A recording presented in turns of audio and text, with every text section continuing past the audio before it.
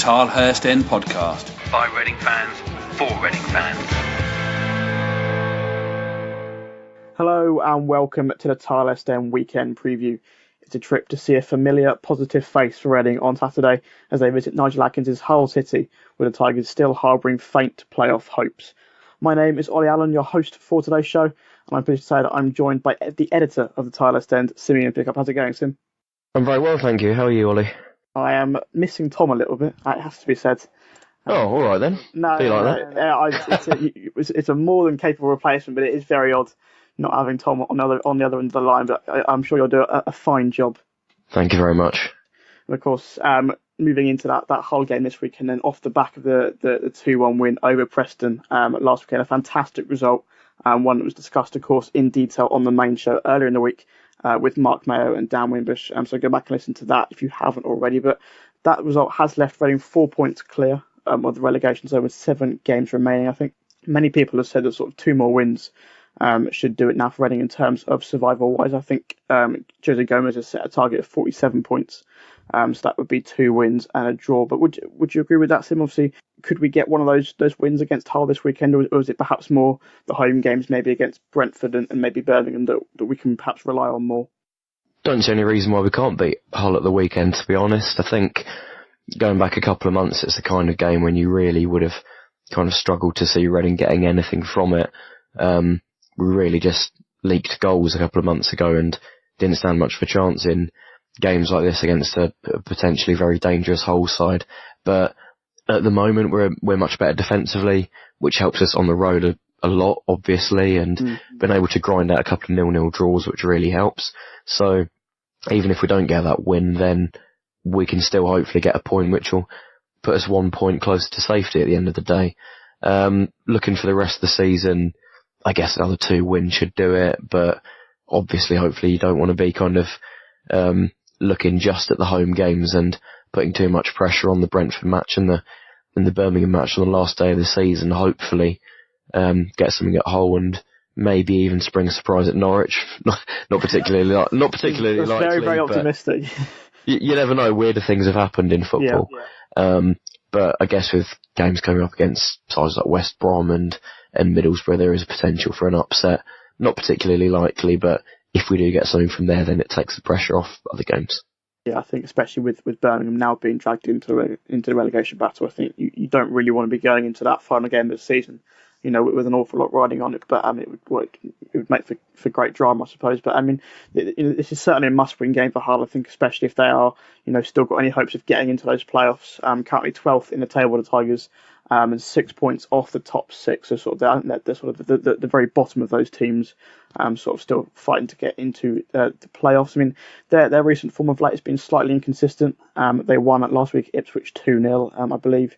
They drew 2-2 with QPR before the international break, and lost the 2 games in a row before that. So that has sort of curtailed their playoff hopes slightly. But they are unbeaten at the KCOM Stadium in their last 10 games. That's a run stretching all the way back to November, so still unbeaten at home this calendar year. Reading, of course, beat them 3-0 at the Madstad back in September, and I think that's actually our biggest win of the season so far. But I think we're probably in for a much tougher game this time around, Sim. I think especially someone like Jared Burney, I think he's 4th in the list of Championship top scorers, so certainly perhaps a much tougher game than that one back in September.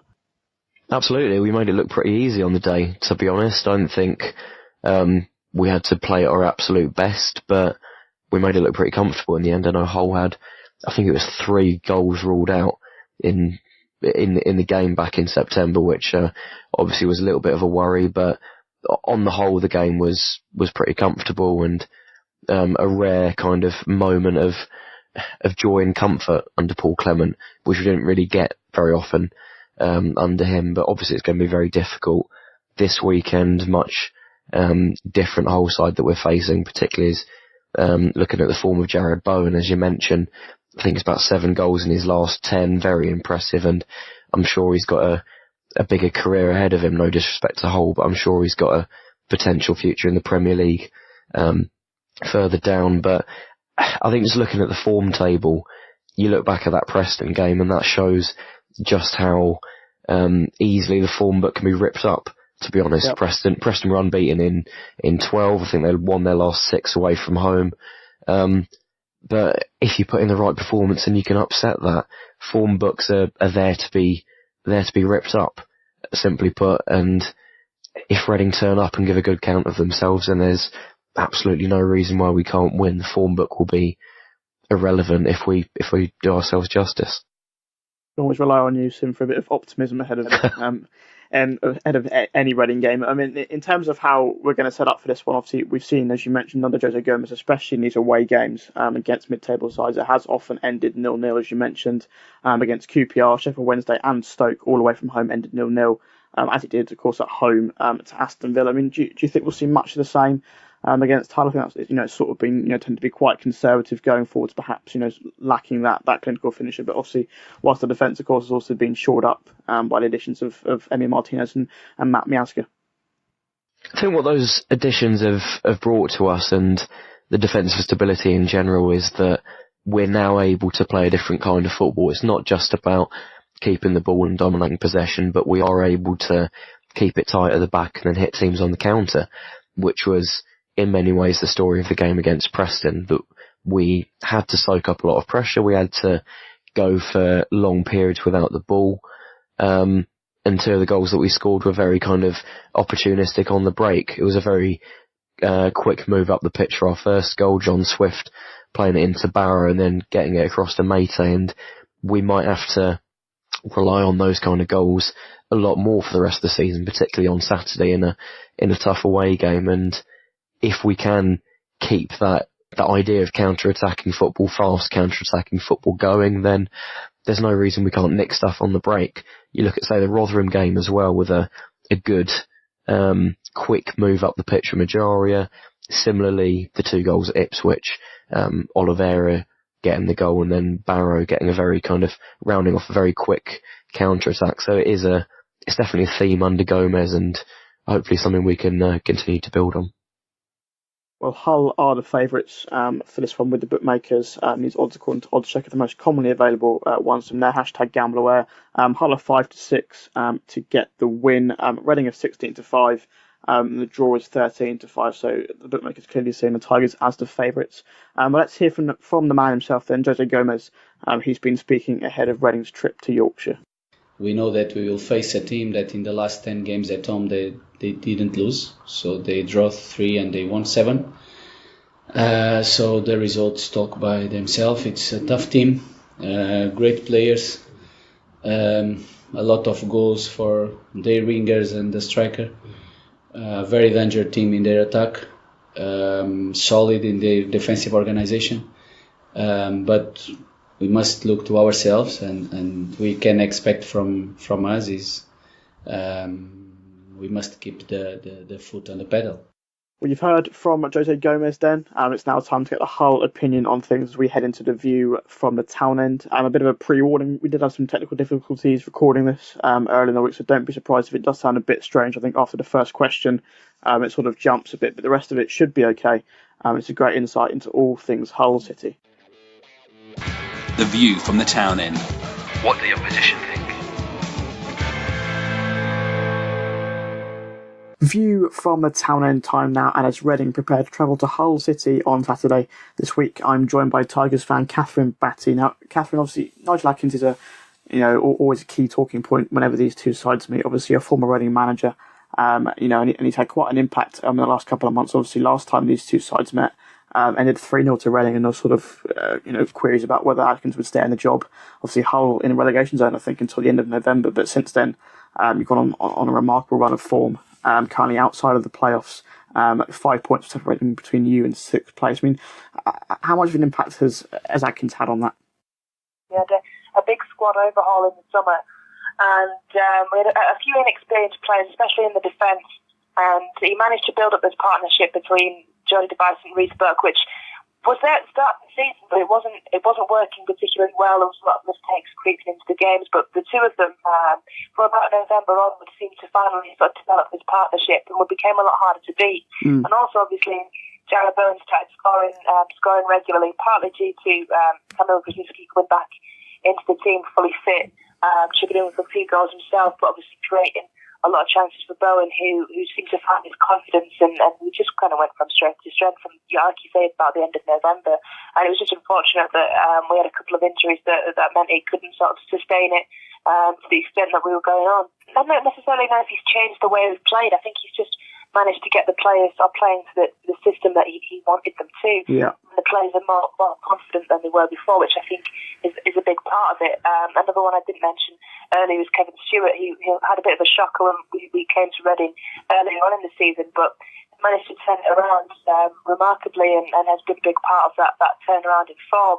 And I mean, like we all know how positive Nigel Adkins is, and when we were on that good run, everything was going well, and the fans and the team in general were upbeat. But I wouldn't say he's changed a great deal, because he was still talking like that when we were down the bottom as well. Yeah.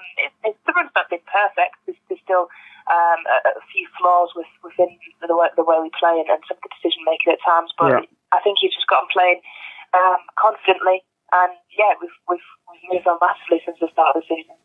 How do you view your chance of getting into that top six now? So, as I say, at the time of recording, you're 5 points off the playoffs. That gap could increase to 7 points if Middlesbrough or Bristol City win in the meeting between those two sides on Tuesday night. Is that too much of a gap to make up, perhaps? Yeah, I think it is. Unfortunately, we've just not been quite consistent enough over the last month or so. And I think Colin Murray kind of summed it up quite well. We're about a couple of games away. By the end of the season, we'll be just not quite there. There's a lot of teams around just outside the playoffs in a similar position to us, where your Prestons and your Sheffield Wednesdays that are sort of there or thereabouts, but just don't have enough to kind of push themselves into the top six. We've given too many games away. Like we gave 2-0 leads away against both QPR and Rotherham, which teams we should be beaten if we're going to be pushing for the playoffs. Yeah, I mean, what's your running like left? Obviously, how vital is this Reading game if you are to try and get into that top six? Well, yeah, so if we've still got ambitions of going into the playoffs, then yeah, we have to win it because apart from the Wigan game, which I think comes after the Reading one, we've got to play Sheffield United, Middlesbrough and West Brom, I think, all back to back. So that's 3 very difficult games for each team. All going to the playoffs, and of course Sheffield United going for automatic as well. So I think, like I say, I think it's probably out of our reach. But if we've got any ambition of still reaching the playoffs, then we have to win on Saturday, really. Yeah. You mentioned Jared Bowen and Kamal Grosicki earlier, obviously both having fantastic seasons. I think Bowen was named in the EFL team of the season a few weeks ago as well. I mean, how vital are both of them to the whole side, and who else are the key players to look out for potentially at the weekend? Yeah, those two definitely. Because Grosicki, as I said, I'd love to see the stats on how many goals Grosicki has created for Bowen, because his assist rate's quite remarkable, really. And yeah, like I said, Bowen just found that confidence sort of towards the end of last year, and he goes into games expecting to score now, and it's a sign of a really talented player. I think he also got an assist for one of Kamal Grosicki's goals at the weekend, and he went on this really, really long run. If you see the video on Twitter, obviously our fans were raving about it, but he went on this mazy kind of run and then just passed it to Grosicki for the goal. But in terms of players to look out for, I mean, players I hope aren't going to be on the pitch. I mean, one is Liam Ridgewell, who is signed on a very short contract in January. I mentioned Reece Burke and Device having that partnership. And Reece Burke went off on Saturday with a back injury. We don't know how serious it is. Hopefully he'll be fit to play. Okay. But it's been likely between Robbie McKenzie or Liam Ridgewell who would come in to replace him. And I have to say, from what I've seen of Liam Ridgewell this season, he is a bit of a liability. So, I think if he's playing, then you'd fancy your chances at scoring a couple of goals. But Marcus Henriksen should be coming back into the team after suspension. He's kind of grown into the captain's role as the season's gone on. Okay. If we look back to the Reading game earlier in the season, wouldn't say he was perhaps the best man to lead the team. There wasn't. I think you said that actually in our chat before the game. Actually, I think you mentioned Henriksen wasn't perhaps captain material, but has he come on quite a bit? Yeah, definitely. He's taken on that role, and I think the turning point was probably Birmingham away. Just before that run started, I think we were 2-0 down at half-time, and supposedly he'd gone into the dressing room and sort of raged at the players, which wasn't something Henriksen you would have expected him to do. we came back out and ended up taking the lead 3-2. We ended up drawing 3-3, but I think that was the point from when he sort of took on that armband, and we won at the weekend anyway. But in the QPR game, we did miss his leadership on the pitch. Moving on to the weekend then, what did you make of Reading back during that game in September? Have you seen much of us since then as well? I can't say I have seen much of you since. I've tried to forget about Reading since that awful game back in September. Obviously, you've changed manager since then as well, so I'm not sure how different you play since then. I remember obviously from that game we were just awful. I remember thinking at the time that you guys would probably, propel yourselves out of the situation you were in, and we would sort of stay where we were. But obviously, it's not happened like that. But in terms of the rest of the season, I think it was a big win for you at the weekend. And I think looking at your squad and the games you've got left to play, I think you should have too much to go down. And I think, we say Ipswich and Bolton are probably gone, and it's going to be between Rotherham and maybe Millwall, or if QPR and Birmingham get sucked into it. Yeah. Well, I think that 3-0 win at the Milewski was our biggest win of this season so far. So you probably saw us on one of our better days this season. But finally then, Kathryn, can I get a score prediction for the weekend? Yeah, well, I say last time I think I predicted a draw and we lost 3-0, and I think you predicted a Reading win. So I'm a bit loath to say a draw again in case the same thing happens. But I feel like it's all going to depend on whether what our defence is like. If Leibridge was playing, then I'm worried. But I just feel like you guys you'll be happy with the draw, and that probably keep sort of assure your safety. So I feel like it could be 1-1. I'd love us to win, but I've got a feeling we might not. Yeah, I think that's what I was going to say as well. I've gone for a 1-1 draw. I mean, we are in quite good form, but I think especially away from home, we've still only won twice on the road all season, and your home form's very good recently, I think, isn't it? Yeah, we've not lost at home since the start of the year, so we have got a good record there, but we're also prone to, like I say, giving leads away, so that's something that could definitely happen. Fantastic. My thanks then to you, Kathryn, for joining me on The View from the Town End. All the best at the weekend and for the final few games of the season. Cheers, all the best to you too. Get social with the boys. Find them on Twitter at the Tilehurst End and facebook.com/the Tilehurst End. Welcome back to the Tilehurst End Weekend Preview, looking ahead to Reading versus Hull. Looking at the team news, we are recording this on Wednesday evening, so before Jose Gomes' press conference on Thursdays. We might learn a little bit more from that. But John Swift and Mo Barrow, they were both had to come off injured against Preston. I don't think either of them were too serious, but we'll await an update on those two. Andy Rinomota and Ovie Ejaria, of course, returned to the starting lineup against Preston last weekend, which was good to see. And Nelson Oliveira, of course, was a shock inclusion on the bench, a miraculous recovery, really, from a hamstring injury that was initially set to rule him out for the rest of the season. But his trip to China to see the miracle Dr. Eduardo Santos seems to have got him at least semi-fit. Jose Gomes said on BBC Radio Berkshire after the game that he would have brought him on off the bench, Oliveira, if Reading needed him. Of course, luckily they didn't tune him up at half-time, of course. But in terms of this weekend, Sim, we'll get onto our preferred lineups in just a minute. But in terms of Oliveira, would you play him, or whether that be sort of from the start or off the bench? I think it'd be good to give him a bit of game time off the bench if he's up to it, but if there's any risk of kind of aggravating his injury, there's no point, to be honest. Reading have got other strikers they can use. I know Lode's not been in great form. Mate's kind of hit and miss, but we've got Barrow as an option as well, so there's no need to absolutely force him out onto the pitch if we really don't need to. At the end of the day, it's a long-term thing we're thinking about here. It's not just the whole match, it's about the other games in the season as well that we need to make sure he's fit for.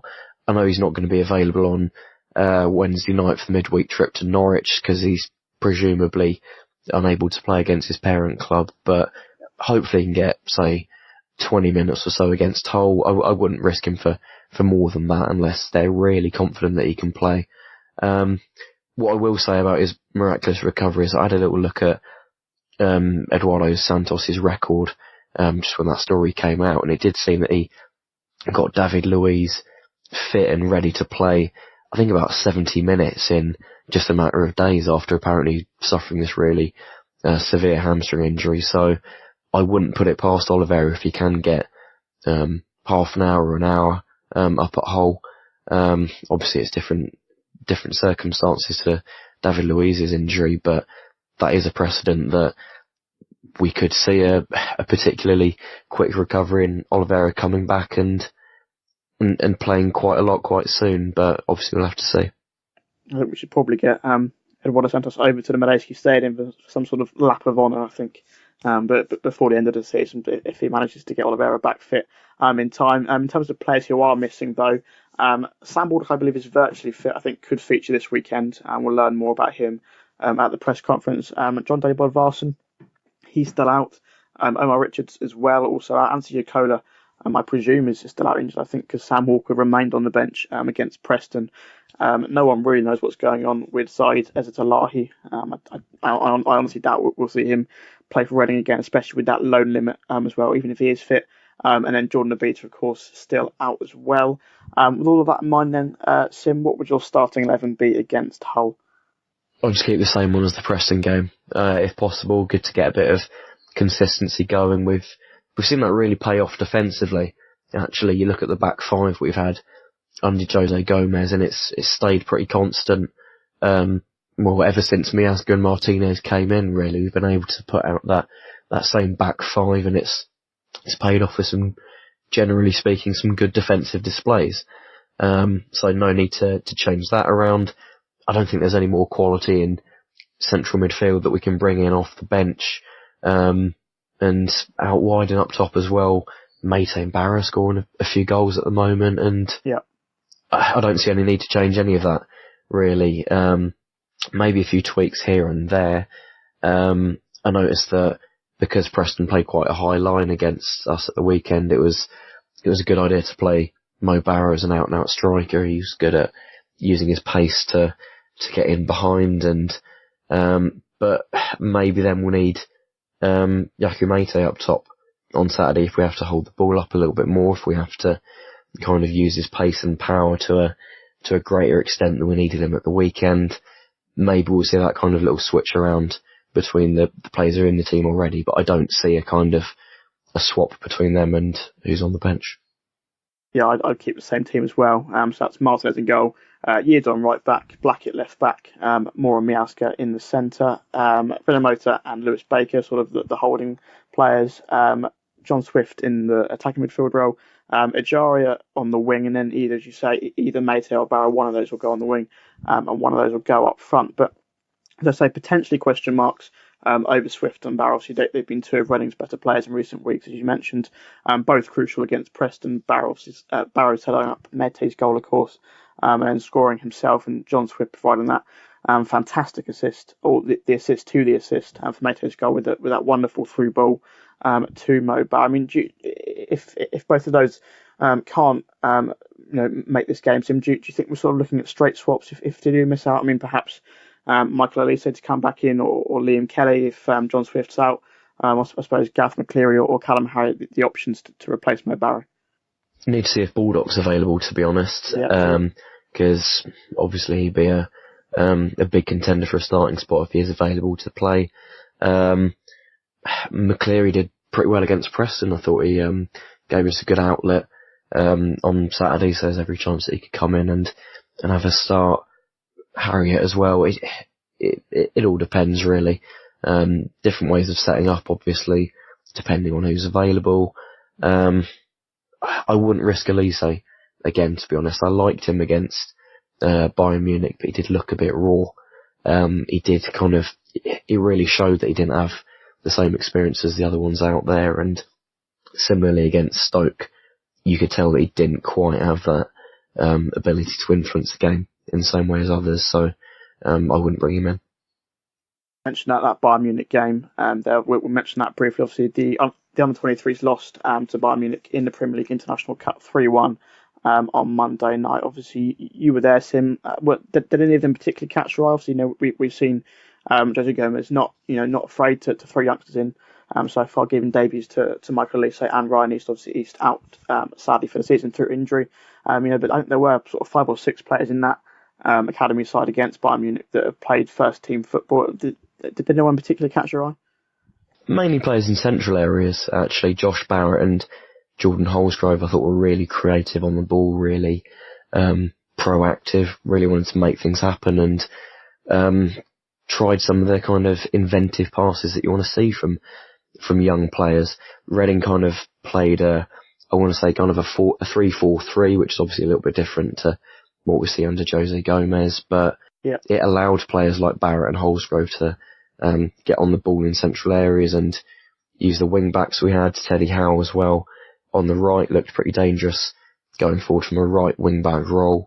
Tom Holmes as well. I know he kind of gave the ball away for one of Bayern Munich's goals, which obviously disappointing, but on the whole he looked very composed. He looked good at playing the ball out, and on the whole I don't see why he couldn't make the step up into the first team next season. With McShane and O'Shea out of contract, we're likely to see at least one academy centre-back make the step up, and at the moment I'd give him the nod over O'Shea or McIntyre. Prediction time then, Sim. What are you going to go with as Reading go to Hull? I think you got a point last week by saying that we would indeed beat Preston. Oh, that's a good question. Well, I love being optimistic, so I'm going to have to say a Reading win, but it's a good one. I'm going to say 2-0, because I do fancy us to keep things tight defensively. I know we're not always completely resolute defensively, particularly some of the errors we made under Jose Gomes, but on the whole I do fancy us to be able to shut out opposition at kind of mid-table level a lot better than we did a couple of months ago. Martinez and Miazga and Moore have been key in that, obviously, and I can see them playing a similarly important role up against Hull. And with players like Barrow and Mace back in form at the moment, using their pace, we can get up and nick goals on the counter. So I don't see any reason why we can't come away with a 2-0 win. It would be just a third away win of the season for Reading, but hopefully we can pick that up. I'm going to go for a 1-1 draw. I think a point would be a pretty good result. I think then if we can pick up 2 home wins, that should do us survival-wise. But I know I am definitely feeling a lot more confident about survival than I was a few weeks ago. I think that win against Preston was huge in so many ways. But I mean, in terms of the teams around Reading, Birmingham, who of course now been dragged into it, only a point above us now. They face Leeds, so if we win and they lose or draw, I think we could go up to 18th in the table. We're going to travel to Bristol City. Millwall host West Brom.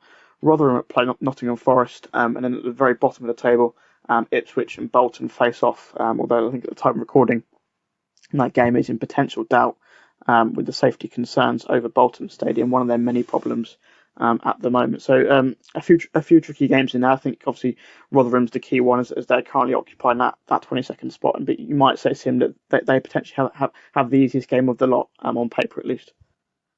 Yeah, absolutely. But Rotherham have proven that they are perfectly capable of nicking points and wins, especially at home. It's a tough place to go, and that's a bit of a cliche, and we try to avoid cliches when we're talking in football, but it is true. Rotherham are good at picking up points in games like this, and I know Forest aren't playing particularly well at the moment, so there is the potential for an upset there. And if they do get it, and if we maybe lose 1-0, which could obviously easily happen, or obviously more than that, then we could be very close to the bottom 3 again. So it's still very very tight at the moment, and just need to make sure that those results keep on going in our favour.